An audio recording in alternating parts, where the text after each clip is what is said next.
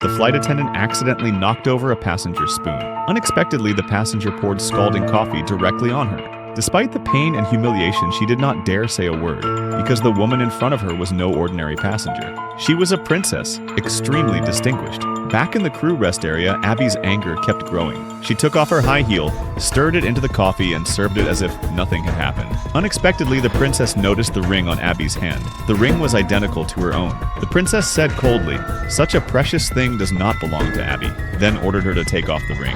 Abby trembled with anger but could only force a smile.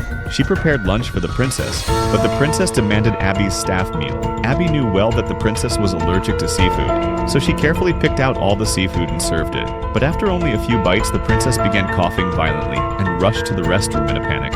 At that moment, Abby noticed a photo on the princess's seat. She picked it up and saw a picture of the princess with the prince.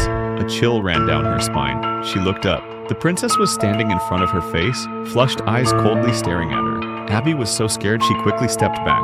Finally, the flight ended, but before Abby could leave the airport, breaking news on the TV froze her in place. The princess had suddenly passed away according to royal protocol. The body had to be immediately transported back to the country. Even worse, before she died, the princess specifically requested that Abby accompany her body the entire way. Afraid of losing her job, Abby had no choice but to agree. Next, a series of strange events followed. As soon as the plane took off, it hit severe turbulence. During the violent shaking, the princess's body was thrown to the floor. The next second, the cold corpse suddenly lunged at Abby.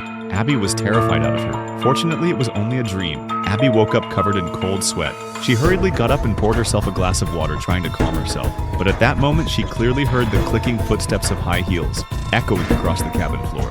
Abby summoned her courage and followed the sound toward the princess's seat, only to find the princess's body had disappeared.